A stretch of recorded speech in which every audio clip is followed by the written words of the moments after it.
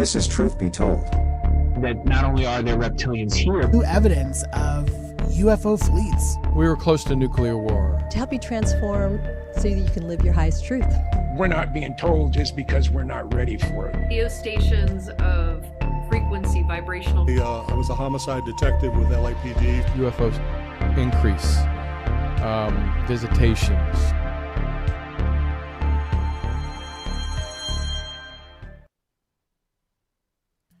Welcome to the uncharted realms of the unknown, where the boundaries of our understanding are constantly changing. Today we are embarking on a journey beyond the stars with a special episode featuring the renowned scholar and activist Daniel Sheehan, a Harvard-educated attorney, a lifelong advocate for transparency and the truth. Daniel has been at the forefront of some of the most pivotal legal cases in modern history. Today we will dive into the subject that has fascinated and perplexed humanity for decades: UFOs and aliens. Are they just a figment of our imagination, or are they evidence of something far greater? Mr. Sheehan brings his critical eye and legal expertise to the world of UFO disclosure, unraveling the mysteries that lie at the fringe of science and public awareness. And plus, he's going to be speaking at 2024 Conscious Life Expo coming up in just a few weeks, so get your tickets at consciouslifeexpo.com. I'm Tony Sweet with Truth Be Told. Please welcome to the Truth Be Told studios for the first time. We are so honored to have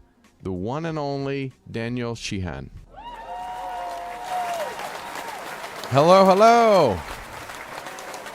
Great. Hello. Hi, Tony. I am so excited to have you here. I was just saying before the show that after 13 years and almost 1,000 episodes, you finally are here on Truth Be Told. So I'm excited to have you here. Lots to talk about. It seems like every day something new comes out. But before we get into like any deep questions, we hear a lot about disclosure. Every year, it's just the year of disclosure. How has the word and term disclosure, especially in our world, changed? Because we get tidbits of disclosures. So how has it changed in 2024? What does that really mean now? Well, I think that, Tony, one of the two major events have occurred in comparatively recent history that have changed the dynamic of this whole conversation.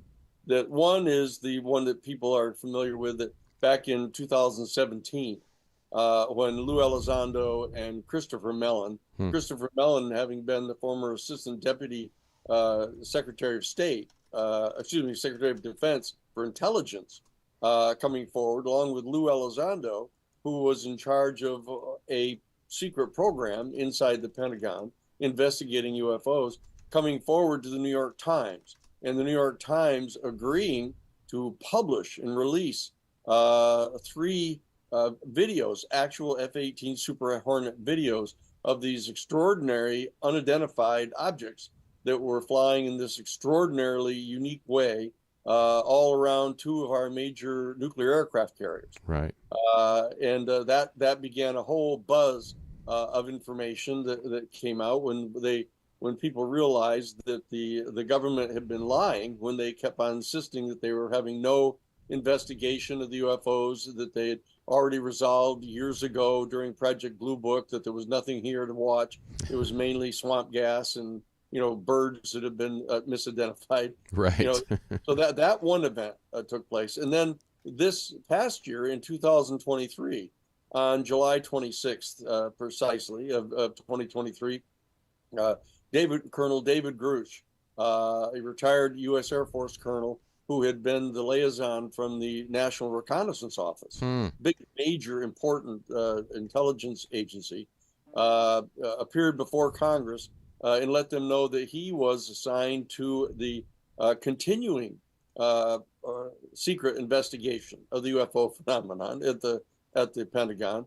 And he went on to say under oath to the House committee, at that time the House Oversight Committee, right, telling them that he had spoken with numerous very, very well-informed people deep inside the national security state, and they had confirmed to him that we were in possession of an intact extraterrestrial, non-human spacecraft and that we were in possession of what he called biologics, indicating the non-human nature of the intelligence that was associated with the UFOs.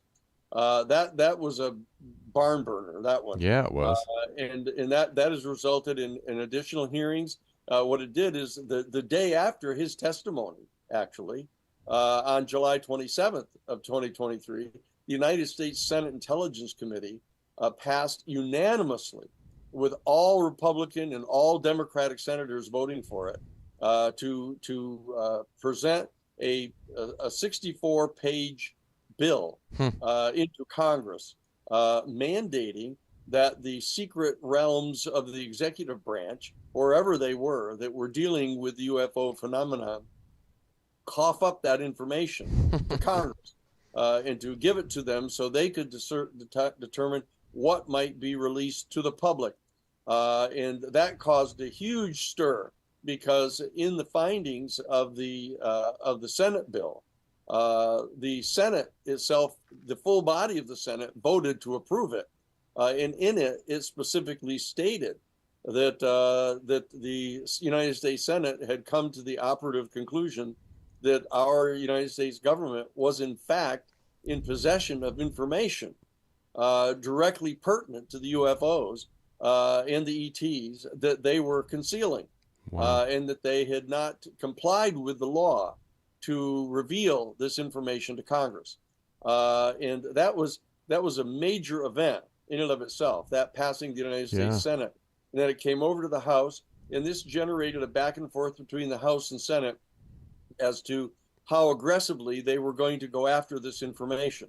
But the bottom line is that even though the 64-page bill got cut down to a 24-page bill, that 24-page bill still mandated from Congress, signed by the president, ordering these unacknowledged special access programs inside the Pentagon, and any of the intelligence agencies that knew anything about this, and any of the aerospace industries that had been contracted in any way to try to reverse engineer any of the technology of the UFOs, to turn over all that information to the Congress.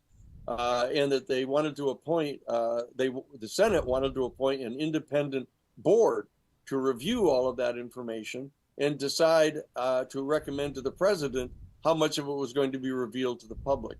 And very importantly, the Senate bill had a provision in it to have that board establish a UFO controlled disclosure plan, a whole campaign that was going to be rolled out over a 7-year period to reveal all of this information to the public. And now that was a very forward-leaning piece of legislation. And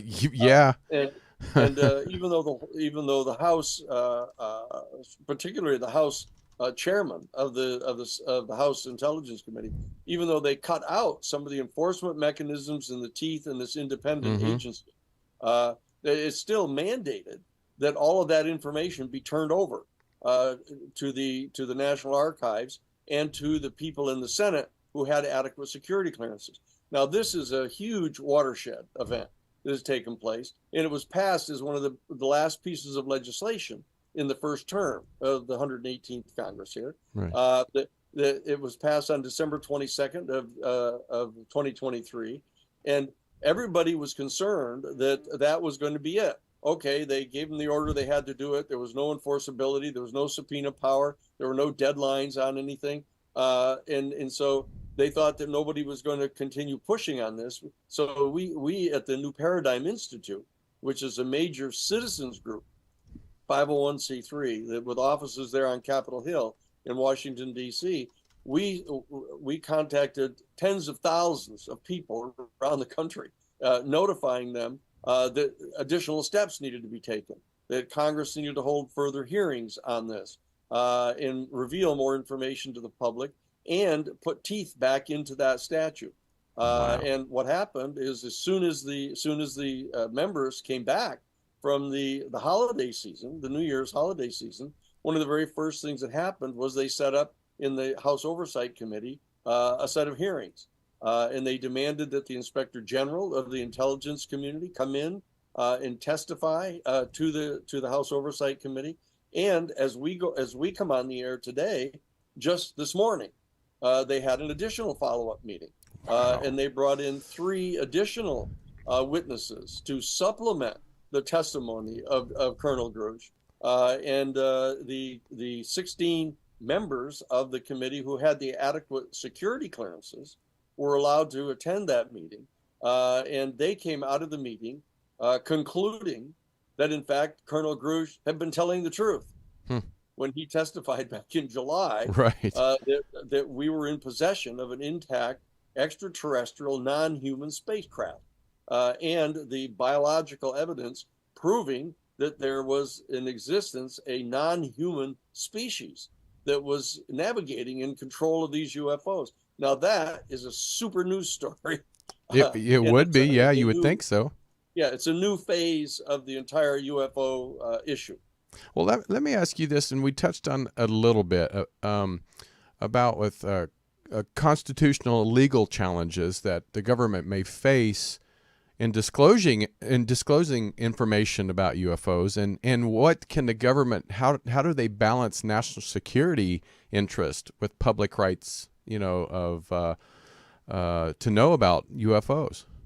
Well, it's always been a major question, Tony, as to exactly what it is they mean by national security. Right, because you're like, where's when you say balance, what is it? Yeah, balance what against what? Right. I mean, the United States Supreme Court in U.S. v. Gorin has already decided that the term national security, the national security interest, is inherently vague and overbroad, unconstitutionally so.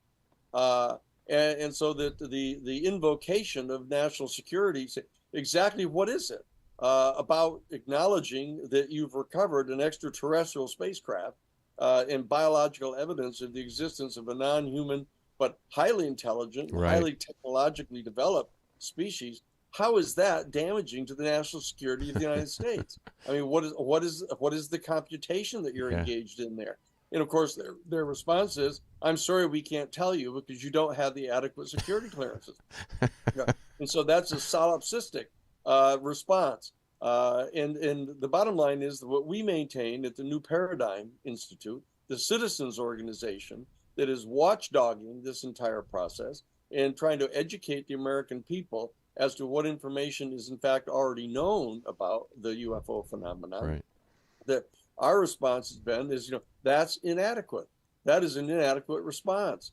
That you're not telling us anything, unless, of course, as it turns out, you're secretly trying to back engineer the technology of the UFO craft and build some kind of secret weapons system, which is the kind of the narrowest possible definition of national security.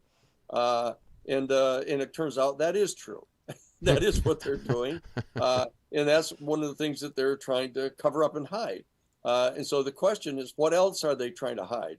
And therefore, it devolves to the question of what exactly is the present status of our national security state here in the United States. It was created by the National Security Act of 1947, and there have been all kinds of sins that have been covered by this national security. The assassination of foreign leaders, the smuggling of drugs in and out of the country to generate secret funds for the CIA so that they don't have to report to Congress about what they're doing. Lots of things have been already revealed about what they've been doing. And so that it necessarily leads to a conversation about what exactly is the present state of the national security state here in our country. And that's come up now as a subtext of this whole discussion with UFOs. But the bottom line is there's nothing inherently threatening to our particular national security about acknowledging that there's an extraterrestrial civilization. And so that we're laboring away at, and we're asking people to come to the newparadigminstitute.org. Very simple, and for free, we will provide to you all of the information that exists as to proving what is known about the UFO phenomenon so far, which is vastly more than the United States government has officially acknowledged. There's a lot of information, a lot of hardcore scientific information, information that would convince any jury anywhere in the country. And I've done trials in 28 different states, and I can tell you I'm familiar with the juries in at least half of our states, and in every single one of those, I would be able to present the evidence that we have that would convince beyond any reasonable doubt every single one of those juries that in fact our United States government is in fact in possession of a one or more non-human extraterrestrial spacecraft, and that they know that there's a non-human, highly intelligent and highly technologically developed other species existing in our galaxy and coming and going from our planet. Now that seems like a major news story. Again, it should be front page. Yeah, the control of the national security state over our media and keeping them from revealing that is a problem, a public policy problem that our people have to deal with. But the bottom line is we have the new Paradigm Institute.org that can convey the knowledge and information that we already know. I've been in this field for 45 years. Wow. Ever since I was at the Jesuit National Headquarters. And we came into possession of this information and have been attempting to share it with people. And so we have an entire compendium of information and knowledge and information that we can share with people at our new paradigm.org website. And it's all free for people to come and get the information, and they can sign up and become activists. They can just push a button and it'll give them the name of their congresspeople and their senators and send a message to them supportive of the Congress's effort to get this information, so that the Congress of the United States, our elected leaders, can decide what it is that they're going to tell us, as distinct from some completely unelected, deep, unacknowledged black program in the Pentagon. So that's the status of where we are right now. Well, as of today, I mean, that always changes, but there's 195 countries in this world. As of now. How does the international law address the disclosure information about UFOs, and what are the implications for global cooperation in this area? Well, it's interesting that the analogy would be to international law that we have now. That the nation state is an invention of the royalist families of Europe. Back in 1547 or so. That they decided that the royal families would stop killing off each other's eldest sons, and come to a treaty agreement that the royal families would divide up the physical territory of Europe into different geographic areas and designate a particular royal family to be in charge of that area. And that institution kind of came across the ocean here into North America with the European culture that came in and so sort of superimposed a nation state identity upon North America, having tried to wipe out the native population here. And so what they've done is they've set up this whole dynamic whereby each one of these geographic areas is supposed to be completely sovereign and separate and apart from, totally standing apart and separate from every other nation state. And I remember when I was at Harvard College taking American foreign policy, that Dr. Henry Kissinger was our professor, and he told us right the very first day that we were there. I was the last all-male class at Harvard, out of 350 years of the institution. Wow. And he said, "Well, gentlemen," he said, "if any of you in this class believe that our nation is not authorized to lie, cheat, and steal, and even kill to advance the narrow interests of our own nation state, you should not even be in this course." Wow. And so I said, "I'm staying in this course. I want to see what these people are up to." Right, I would too. What's going on here?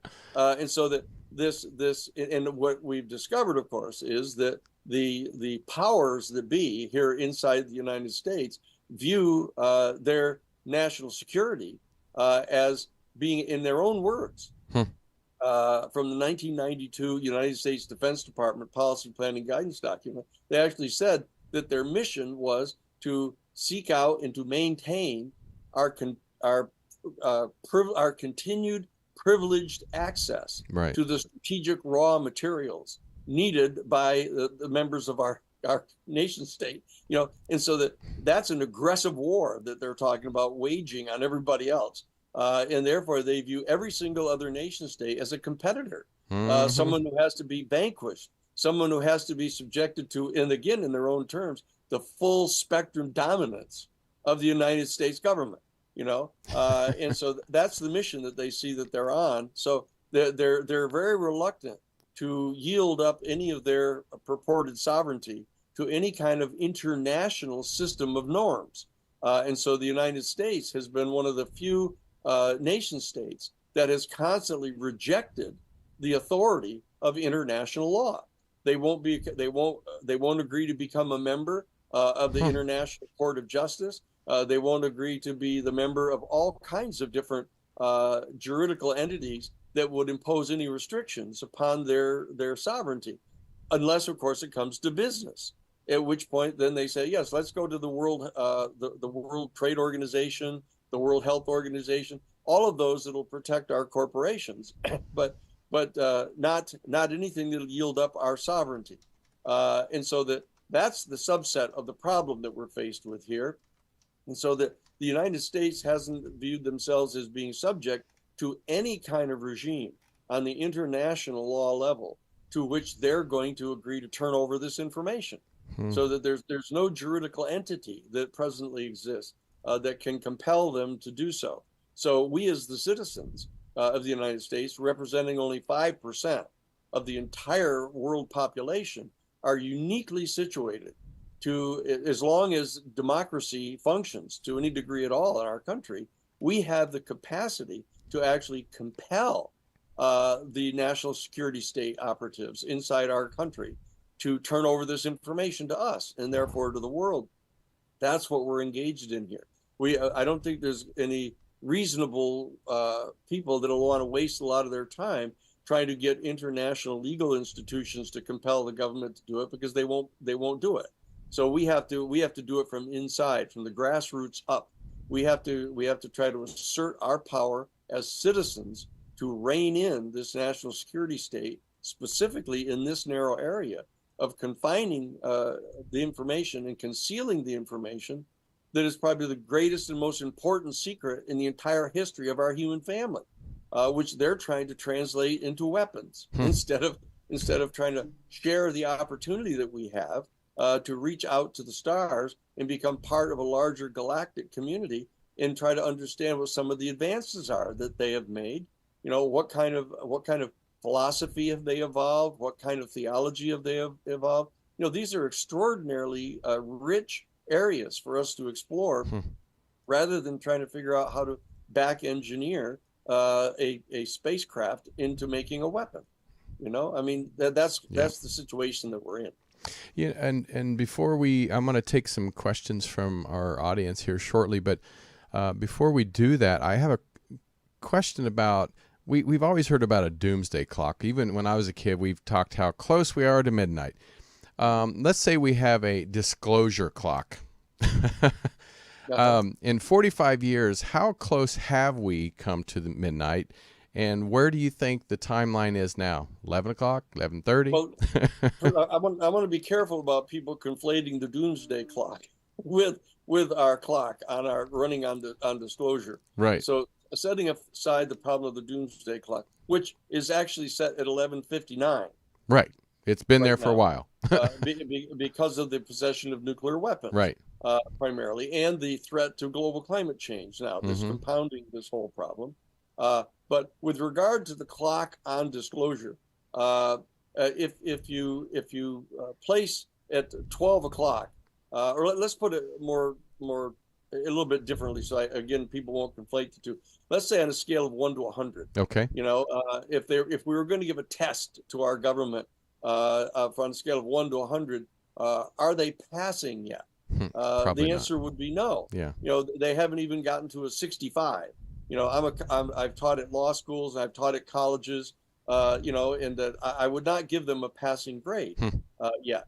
But the fact is, they think they're in danger of being flunked right now by the American people. The American people are giving our government failing grades at the present time. Both political parties are getting failing grades. They can't get a presidential candidate that can get more than 38% of the people vote. Either one of them. And so that what we're trying to do is get our government at least up to a passing grade, not of just 65, but at least 75, so that they can get a C, at least a C.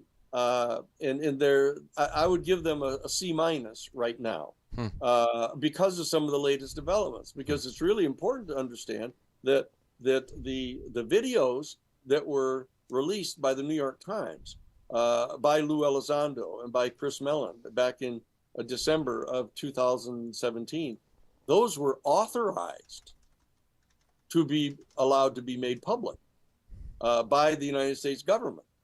And the testimony of David Grush on July 26th of last year, stating that we were in possession of an intact craft and the biologics of the species piloting the craft, that was also cleared by the office, the pre-publication office of our United States government. So the bottom line is there's some kind of set of decisions that have been made to authorize the release of that information. That's what gets them a C minus. Wow. Otherwise they would have been failing. They were failing up until December of 2017. So they've gotten up to a D plus on December of 2017. Now, with the release of the information by David Grush and the testimony of 3 more witnesses this morning, they've gotten up to a C minus. They're up to a C minus right now.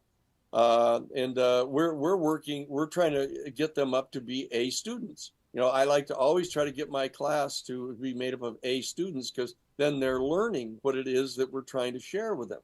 And the American people want to have an A plus government, and now that we're all of the general opinion that we've got like a C minus government functioning right now.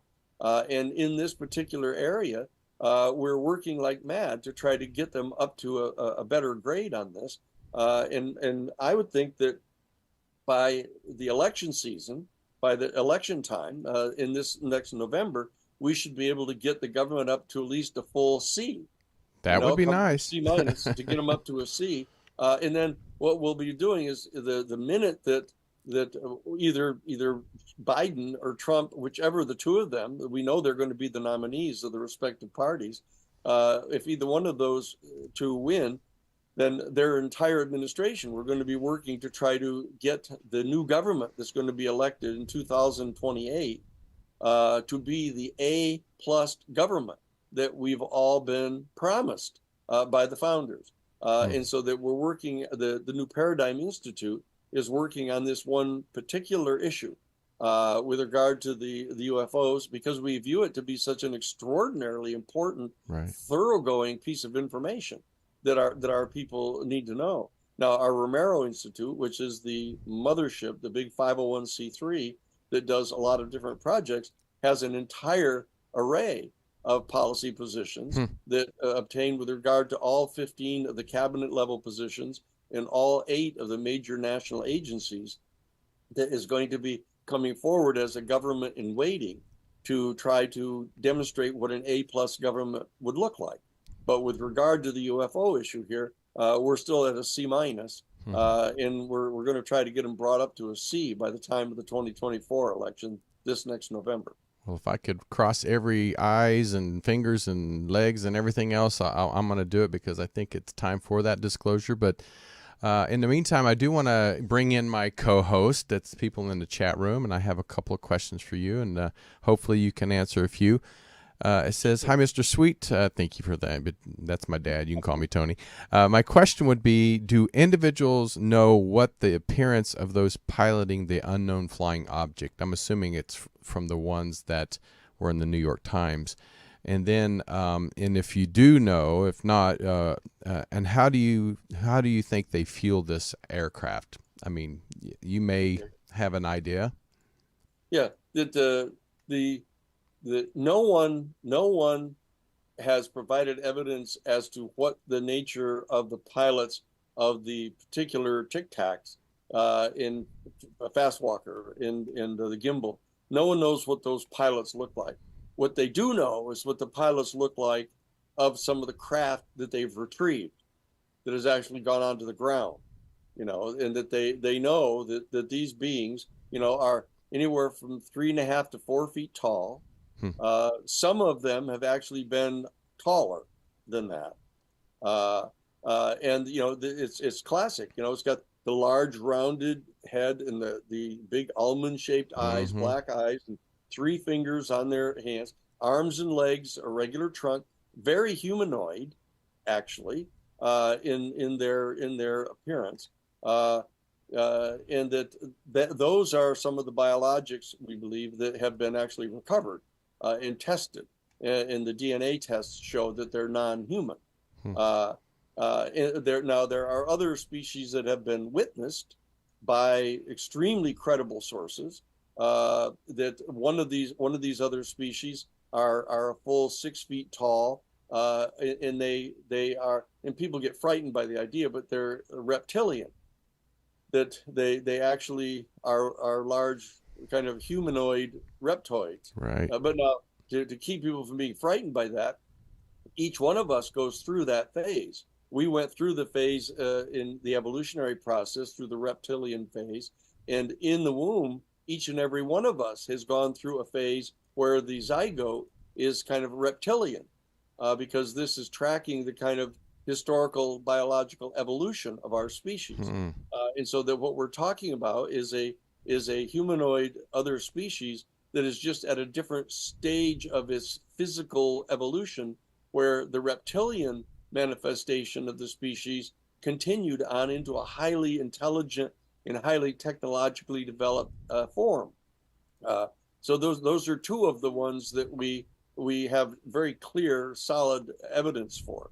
And then there are some reports of one that they call the mantis people, because they look like a praying mantis. They're big, tall, 7 feet tall, very, very, very skinny, kind of stooped over at the top, and they call them the mantis people, which, by the way, appear to be the kind of leaders really? of the different species that they seem to be yielded to whenever more than one of them are present in the same place.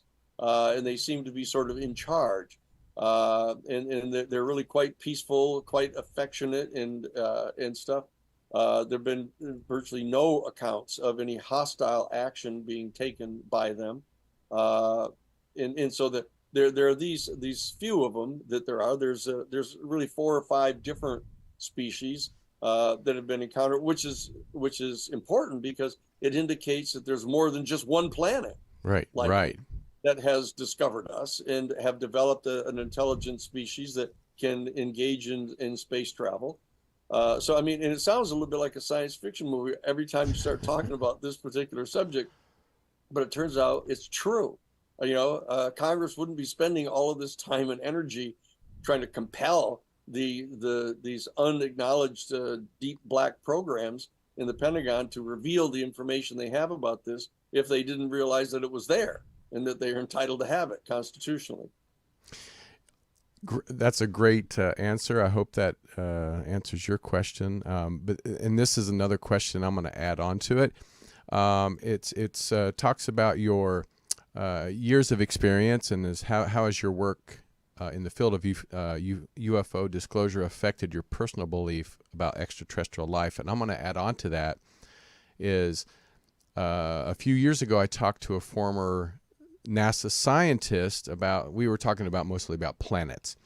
And he was saying, in the 70s, they really did not think there were very many planets at all. And now he said there's unlimited amount of planets out there, and they're always discovering new ones and different types of planets. Like you said, different type of aliens. There's planets that are made out of water, planets that are made out of metal. There's, different types.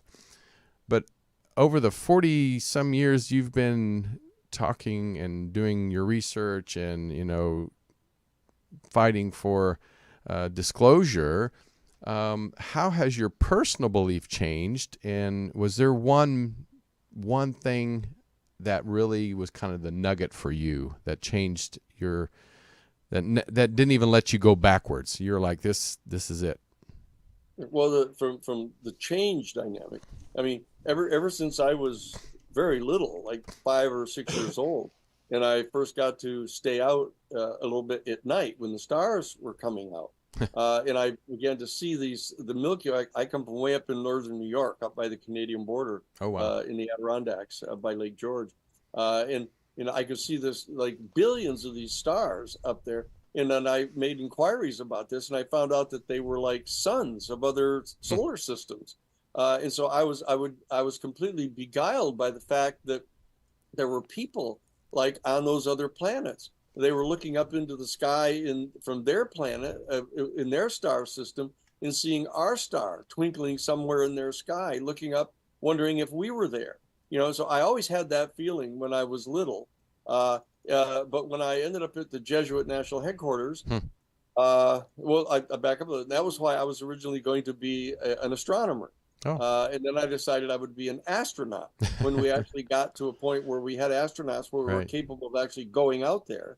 And then the bottom line is, when I was at the Jesuit National Headquarters, I was able to actually see the classified portion of Project Blue Book, because I was chosen to be special counsel for a research project that President Carter asked to have conducted by the Congressional Research Service. And they reached out to me over at the Jesuit headquarters to see if I could get access to the Vatican archives to assist President Carter in finding out what was going on. And so in that context, I got to see the classified portions of Project Blue Book, and I saw an absolute official set of photographs of a crash retrieval operation. And I saw the symbols on the dome of the craft, along the base of the dome of the craft, and I traced them out on a yellow pad and brought them back to the Jesuit headquarters. And so I said, bingo, there it is. That's the flying saucer. That's on the ground. Amazing. There's U.S. Air Force personnel all around it, taking photographs of it. And there was a camera with the 2 little pods on the top of it, right? Filming the thing. And then I go back to meet with my Jesuit superior at the time, and Father Bill Davis reaches into the drawer of his desk and hands me a manila envelope, and I open it up, and it's got a 8.5 by 11 a glossy photograph of a UFO. Wow. Which was actually given to him basically by his brother-in-law through his wife, who was the air traffic controller in the Seattle airport. His best friend, who was he flew freight up around the Northwest, took the photograph out of the window of his airplane, and he didn't want to get in trouble and lose his license, which was part of the whole story of the repression going on around this. And so he brought it to his best friend, who was the air traffic controller, and gave it to him, said, I don't want to get in trouble here, so I'm giving this to you as the air traffic controller. And then Mike took it, and he didn't want to get in trouble, so he brought it to his wife. He gave it to Dodie and said, here, bring this and give it to your brother. He's a priest. And so that's how I got it. And so I'm saying, bingo, bingo. Look at here they are. And so I agreed to continue on. I was authorized by the Jesuit order to, or by the actually Office of Social Ministry at the Jesuit headquarters, to do a closed door briefing to the top 50 scientists of SETI, the Search for Extraterrestrial Intelligence at the Jet Propulsion Laboratory in Pasadena, on the theological implications of contact with an extraterrestrial civilization. And then I've been at it since then. And then the next big deal that happened, in addition to seeing those things, was when I was representing Dr. John Mack at Harvard Medical School, who had been dragged up in front of a rump faculty committee to excoriate him for writing a book about this phenomenon and what the psychological implications were for all of this. And he asked me to help assemble witnesses to bring them forward to Harvard, to the faculty, to present to the faculty to show them the veracity of this particular subject.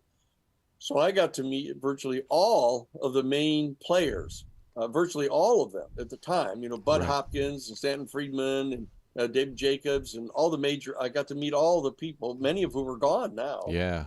Wendell Stevens, who was interviewing Billy Meyer, I got to meet all these people. And so I was still saying, as a lawyer, I can hear people who believe they've seen them. I'm trying to figure out whether they make a good witness in court.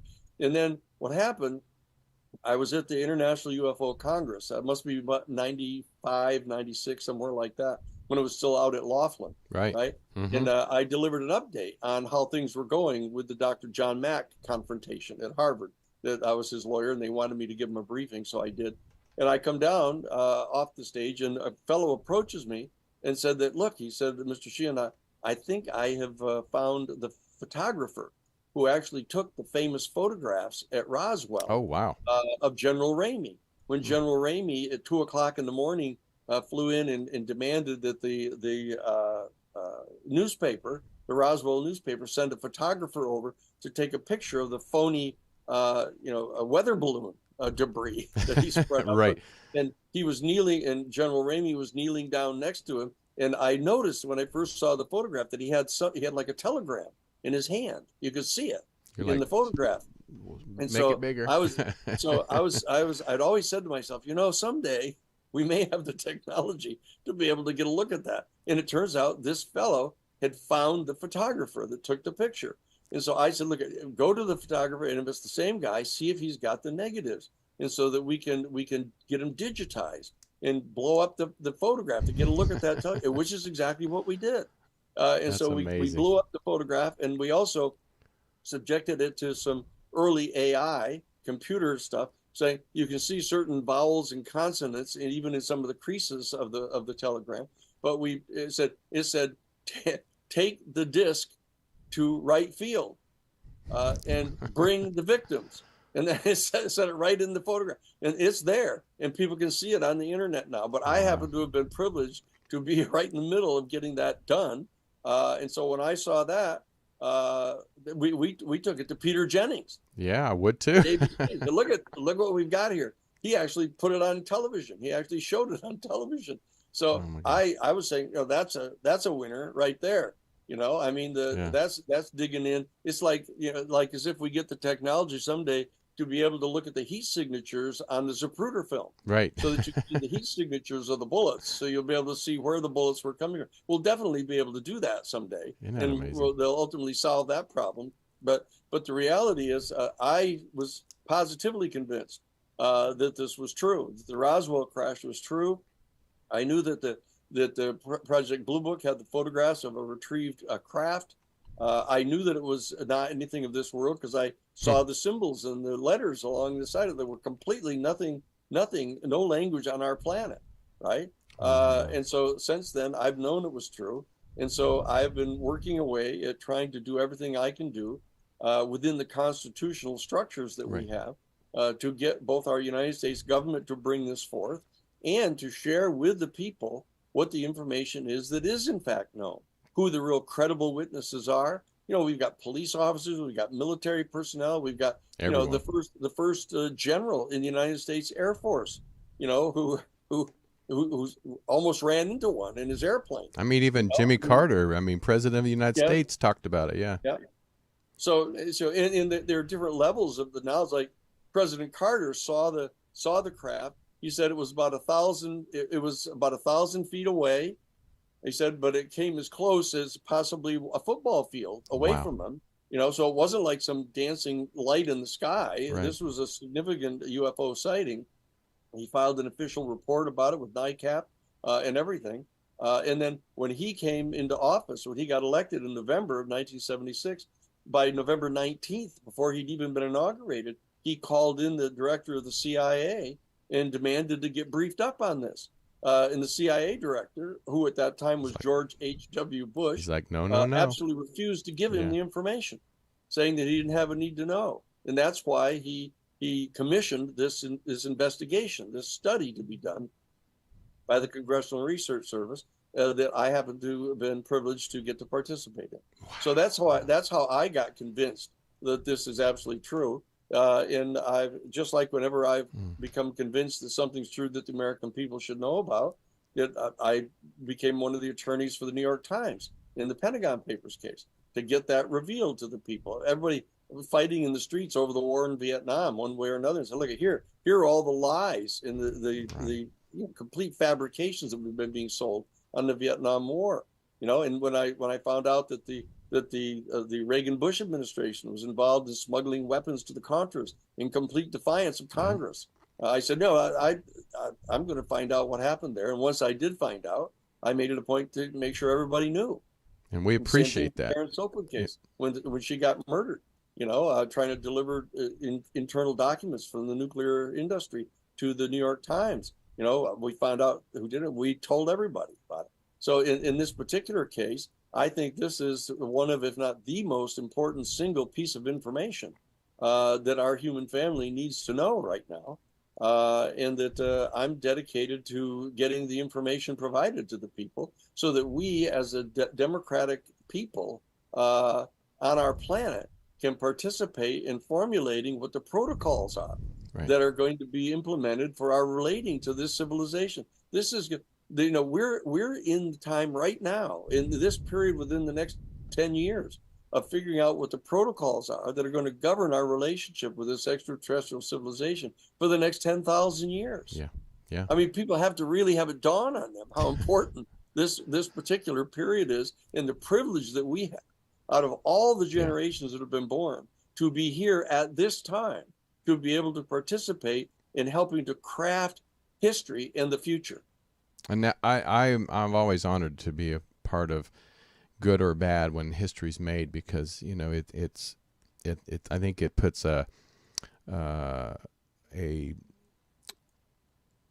I'm trying to say how to share that with the future generations, for people that are living through historical times, is to take that knowledge and try to help change the next generations and beyond. So and you have seen so much, and that's going to lead to my last question before we talk about Conscious Life Expo real quick, about the role of media and journalism. I mean, even when I was born in 1969, so I was real young in the 70s and 80s. So, but journalism has changed a lot. Oh yeah. So now, because of social media and podcasting, we're not regulated by FCC, at least now. But when we put ourselves on platforms, we do have things that we can't touch on, or we do get banned. But how do you feel important social media has helped the UFO disclosure causes? And how do you think the major media has changed since you started and, like you said, went to Peter Jennings and he put it on air? What is your thoughts on the changes that has been made with media that could help or hinder our cause? Well, I think it's extraordinary, and I have kind of a special perspective on it. That I was one of the co-founders of the Harvard Civil Rights Law Review back in 1968, and one of the very first cases that we ever did was the case that ended up establishing the right of journalists to protect their confidential news sources. We did the Pappas case. That was the original case and went to the United States Supreme Court on this. And so when we won the right of investigative journalists to protect their confidential news sources, that was a watershed in the realm of investigative journalism, and it helped spawn the people like Dan Ellsberg coming forward, to Daniel Sheehan, and it gave courage to the New York Times to come forward to do this. These are events that have happened in my own life personally, where I've been very, very close to the investigative journalist community and helping to work together to bring into court some of the cases of information that they had found out about that they couldn't get anything done with until we got into a court of law.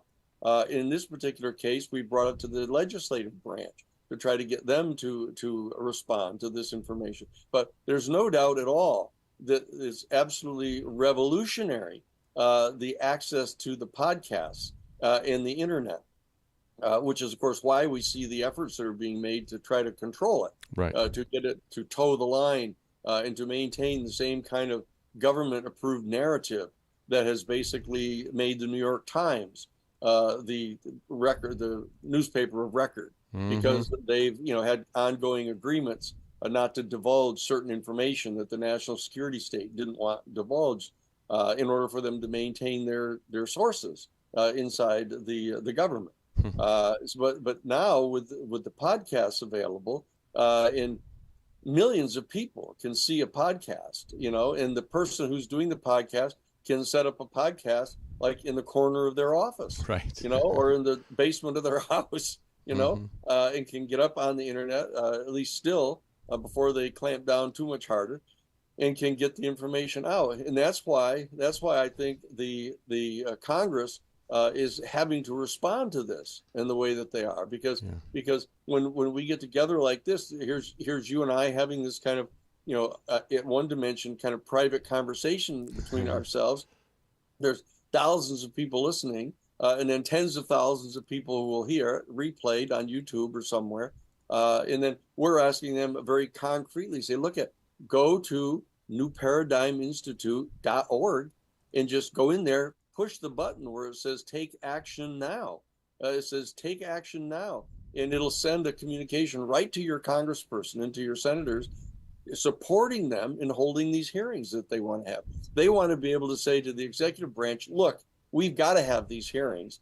We've had this kind of private relationship with you, letting you get away with this for so long. Right. But now, look at what's happening. Our people are rising up. They've got pitchforks and torches in the street here, and they're insisting that we get this information at least into your hands in Congress, so you can't avoid it anymore. So that the role that's been played by the podcasts in this case are absolutely pivotal in getting this to happen. Now, there's still a special role for the New York Times, Washington Post, 60 Minutes on CBS, because when it gets to the point where they're willing to acknowledge a given reality and present it to the world as a reality, there's still an awful lot of people who are waiting for something like that, some kind of authoritative source telling them that it's okay to believe this, right? Because of the way that the public schools have trained people. Right. Wait until the president tells you it's okay, or if the president says you have to go to war against this country,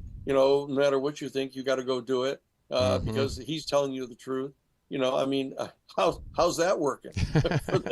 Right. Not too well right now. That's why they've got a C-. And so there are different podcasts that have different levels of credibility. There are different shows that have different levels of credibility. The ancient astronauts or ancient aliens, their standard is maybe some ancient alien theorists think this or that. Right. That may offend me as a lawyer. That requires at least evidence by a preponderance of the evidence. But the bottom line is what our New Paradigm Institute is trying to do is to bring the Rule 11 standards of the Federal Rules of Civil Procedure, of what kind of an investigation you have to conduct, what kind of confidence can you bring to the presentation of this evidence to a jury, that a lawyer is duty bound to present evidence to a jury only which the lawyer herself or himself personally believes to be true based upon a reasonable investigation of the facts. And that's what we're doing at the New Paradigm Institute, and that makes it kind of unique among a lot of the major public interest groups. Love that. And, we're just kind of really touching on some subjects today, even though it's over 50 minutes of podcast. We could talk to Daniel forever on so many different subjects and laws and how, but I guarantee you got to get your tickets because Conscious Life Expo is coming up and in February, and Daniel's going to be speaking on Saturday, February 10th from 2 to 3:30 in Camel Room. You can get your in advance tickets on their website, because if you get it at the door, you're going to pay more. Hey, that's rhymed and didn't even know it. So please get your tickets. But Daniel, you're going to be talking about a lot of what we're talking about today. It says UFO Disclosure Update on the U.S. government-controlled disclosure program ordered by Congress. Are you going to go into even a deeper dive in that hour and a half for your audience there? Oh yeah, yeah. Because the update, one of the great things about this is the update is always new. Yeah, There's always. new stuff coming out all the time. Yeah. And Lou Elizondo is going to be coming out with his major book about that's this. great. There's going to be another major documentary series that's going to be done by what's his name, Dan Farah. Is interviewed a lot of the people that are giving information that they've never given before. David Grush is going to be writing a major article, I think, for a letter to the editor of publicizing more information. And Ross Coulthart is digging in, doing more and more reports that people may not have heard about. So I'm going to be giving an update, which as of February will be the latest hot off of the griddle news. About what's, and then get people to ask the questions and telling them things that they had no other place where they ever heard about it before. I love it. And we had one last question, and only reason I'm going to ask this because there's a lot of people that admire you and look up to you that are maybe going to school becoming a lawyer. And this question says, for someone interested in pursuing a career like yours in the UFO research, what advice would you give to them? I would say this, that what you do is you bring this level of knowledge that you now have in in the process of acquiring. I would recommend also that we're going to be giving college credit courses. Oh wow! At the New Paradigm Institute.org. You can go to that website and learn how to get courses for college credit, and get a full bachelor's degree in extraterrestrial studies.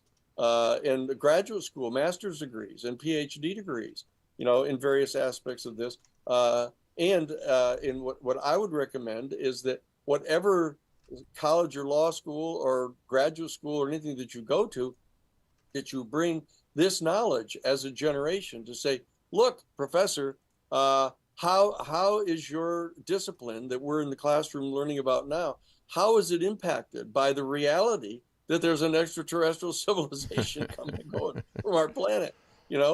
Because the academies are going to be much more reluctant to kind of move over into establishing a new worldview about this. They're still locked in the Newtonian, Cartesian, a scientific, logical, positivist, materialist worldview that's at the kind of root of all of the soft sciences that they teach at the universities. And so there's going to be a major academic revolution that's going to be taking place in the next 10 years. And you better get out in front of it, because you don't want to get an education that's, the previous era's generation. You don't need a Victorian era education right now. You need to have a modern, new paradigm level education. And you have a right to insist upon that. And so that you can get a lot of the assistance at the New Paradigm Institute.org, because you can get the courses. You can not only get tons and tons and tons of information about this stuff, but we'll put it into kind of coherent courses. I'm going to be teaching a course on the history of these things, what the constitutional implications are, et cetera. That Richard Dolan is going to be doing a major course on his UFOs in the national security state. And his new book is going to be the underwater UFOs. There's going to be lots of information that are going to be given to you in these courses, so you should come on board. I would recommend that. And then what you do is you bring this information to whatever your other educational activities might be, of raising these questions in the in the classroom, raising these questions. And getting your professors to respond to this, and organizing the other students at the universities and colleges to demand to get a 21st century education, not a 19th century education. That's you have a right to that. I could talk to you for hours. I remember listening to my dad. My grandpa used to tell the stories, and you have so much knowledge. It's just and a great voice to just listen to. So first of all, thank you for being here, being a part of Truth Be Told. I can't wait to meet you in person at Conscious Life Expo in a few weeks. And Daniel, would you please come back and be a part of Truth Be Told again? Absolutely. Perfect. No, it's a delight, Tony. Anytime you got the time, I've got the time. I was going to say, you got the time, I got the beer, but that's another story. So, all right, everybody. Thank you so much for being part of Truth Be Told. Please like, share, and comment on this show. We really appreciate it. That's what keeps us going after 13 years and almost 1,000 episodes. It's because you guys that keep tuning in every single week, right here every Friday at 3 p.m., Truth Be Told. And then Monday with Robert Hensley does the Minuteman Report, and then Bonnie Burkert does Truth Be Told Transformation, who does very amazing interviews with people in the spiritual gurus and the meditations and the amazing music. So please tune in for that. But again, next week we have Whitney Strieber, who's going to be on. So please tune in for that. It's going to be amazing. So until next time, I'm Tony Sweet. Be good to yourself and each other. Take care. Bye. This has been another episode of Truth Be Told. Thank you so much for watching. Recorded live at UBN Go Studios in Burbank, California. Join us on social media. Facebook, Truth Be Told Radio. Instagram, Truth Be Told Paranormal. Go to Truth Be Told Worldwide for more information on upcoming shows.